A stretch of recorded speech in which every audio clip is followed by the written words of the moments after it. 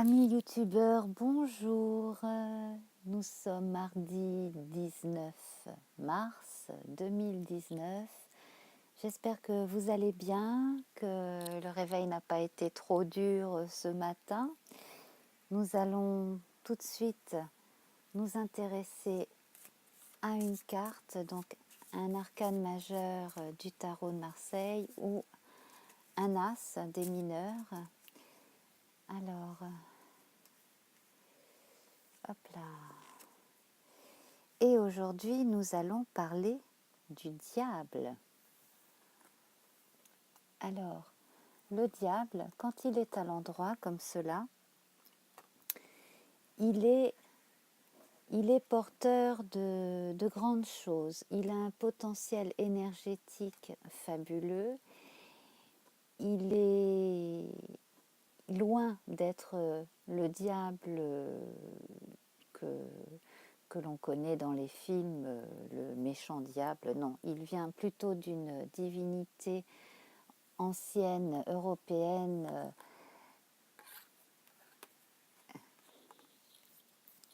qui était en lien avec les saisons, figurez-vous, et on a le rapport entre deux divinités, notamment en Gaule ancienne, entre Cernunnos, le dieu cerf, que l'on peut donner, à qui on peut donner comme équivalent chez les Grecs le dieu Pan, et puis le dieu Esus. Donc ce sont des divinités qui se succèdent auprès de la grande déesse pour marquer chacun une période de l'année. Hein, voilà. Donc je vous invite à vous documenter un peu plus si ces choses vous intéressent. Voilà. Donc à côté de ça, notre diable, lui, il est en équilibre sur une espèce de piédestal rouge. Alors ses pieds avec de longs doigts de pied, on va dire, crochus, et le plateau là sont de couleur chair. À côté donc de lui, on a des espèces de mignons, un homme et une femme apparemment, hein, qui portent des bois de cervidés. Et puis on a des énergies plutôt bonnes entre le bleu des ailes et des jambes. On a une poitrine visiblement féminine, donc on a affaire à, semble-t-il, un androgyne, puisque là le sexe masculin est marqué. Et nous voyons que l'épée qui est blanche, ce qui n'est pas anodin, eh bien il la tient par la lame. Donc, au niveau des symboles, cela veut dire énormément de choses. C'est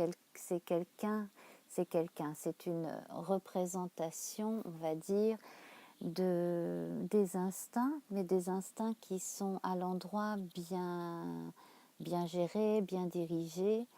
Alors on parle d'appétit sexuel, d'appétit tout court d'ailleurs, on parle de créativité avec le diable, et puis aussi on est capable donc de tenir une lame comme cela sans se blesser, une épée qui est censée fendre l'air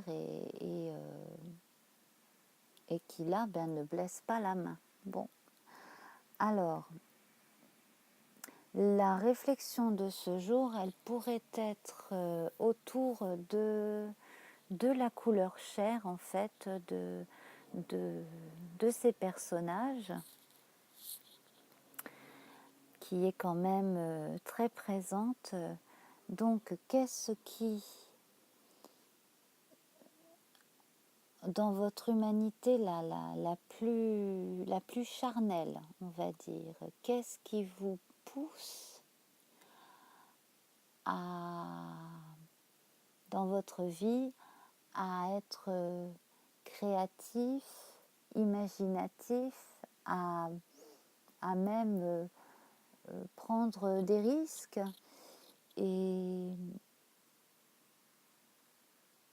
ah mon Dieu, il y a tellement de choses à dire sur cette carte que quelques minutes ne suffisent pas. Alors je vais vous laisser là. J'avoue que j'ai l'esprit encore un petit peu, un petit peu, je trouve même pas mes mots. Voilà, voilà, c'est ça. J'ai un peu, un peu de mal à réfléchir. Alors justement, voilà, réfléchissez, prenez le temps aujourd'hui de méditer sur cette question de l'humanité, du charnel, de la joie de vivre et de la créativité.